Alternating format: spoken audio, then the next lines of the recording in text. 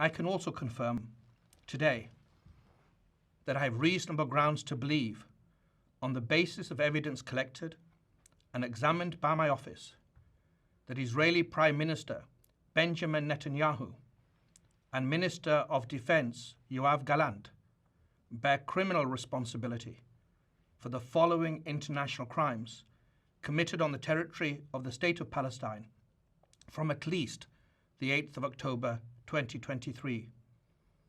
The crimes include starvation of civilians as a method of warfare, willfully causing great suffering, serious injury to body or health or cruel treatment, willful killing or murder, and intentionally directing attacks against a civilian population, as well as crimes against humanity of extermination and or murder, persecution, and allegations of crimes of committing other inhumane acts.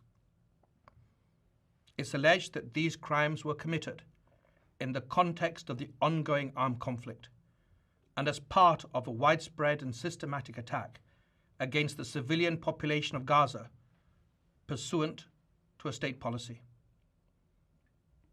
Unfortunately, these crimes continue to this day. My office submits that these individuals, through a common plan, have systematically deprived the civilian population of Gaza of objects indispensable to human survival. We have reached that conclusion based upon interviews with survivors, many eyewitnesses, experts, from satellite imagery, statements from Israeli officials, including the 2 individuals subject to the present application, as well as based upon several hundred authenticated videos, photographs, and audio recordings, many of which were taken and shared by victims and eyewitnesses themselves. This systematic deprivation resulted from a decision to impose a total siege on Gaza by completely closing the 3 border crossing points, Rafah, Kerem Shalom, and Erez, for extended periods of time, and by arbitrarily restricting the transportation of essential supplies, including food and medicine, through the border crossings after they were reopened. The siege, the total siege, also involved cutting off cross-border water pipelines from Israel to Gaza, which is the principal source of clean water for the population in Gaza. It was cut off for prolonged periods beginning on the 9th of October 2023, and it was accompanied by the cutting off or hindering of electricity supplies to Gaza from the 8th of October 2023 until today. That conduct took place alongside attacks that killed civilians, including people queuing for food, the obstruction of aid delivery by humanitarian organizations, and attacks on aid workers that forced many of those same humanitarian organizations to either cease operations or limit their life-saving efforts in Gaza. The tragic effect of the use of starvation as a method of warfare against Gaza's civilian population is acute, it's visible, and it's widely known, and it's confirmed by multiple witnesses and victims, including local and foreign medical doctors. That starvation has caused and continues to cause deaths, malnutrition, dehydration, and profound suffering among the population. Famine is already present in some areas of Gaza, and it is imminent in others. My office charges Netanyahu and Gallant as co-perpetrators and as superiors in the commission of these alleged crimes. Israel, like all states, has the right to defend its population. It has every right to ensure the return of hostages that have been criminally and callously taken. Those rights, however, do not absolve Israel of its obligations to comply with international humanitarian law. Intentionally causing death, starvation, injury, and suffering to the civilian population, including so very many women and children, are criminal means to achieve military and political goals. That's what we allege. As I have repeatedly underlined, since last year in Egypt, in Israel, and in Palestine, and again this year, those who do not comply with the law should not complain later when my office takes action based upon solid evidence. That day has come. Today we underline in the clearest possible fashion that international law and the laws of armed conflict apply to everyone. No foot soldier, no commander, no civilian leader, no one can act with impunity.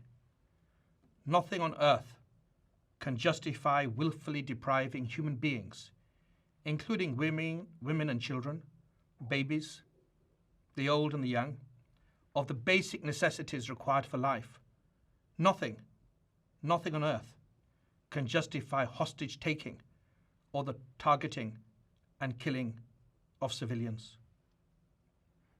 The independent judges of this International Criminal Court are the sole arbiters as to whether the necessary standard for the issuance of warrants of arrest have been met. The judges of the International Criminal Court must be now given the space to do their work and to dispassionately and objectively review the evidence that we have submitted. Should the learned judges approve my applications and issue the requested warrants, I will work closely with the registrar of the court to apprehend the named individuals. I call upon and count on all states, especially state parties to the Rome Statute, to approach this application and the subsequent judicial decision that will be rendered with the same seriousness they have shown in other situations. I also stand ready to work with non-state parties in our common pursuit of justice and accountability. It is critical in this moment that my office and all parts of the court continue to conduct our work with full independence and impartiality. And I insist that all attempts to impede, to intimidate, or to improperly influence the officials of this court cease immediately. My office will not hesitate to act pursuant to the provisions of Article 70 of the Rome Statute if such conduct continues and persists. We will also submit further applications for warrants of arrest if and when we determine, after independent and objective analysis, that the threshold of realistic prospect of conviction has been met.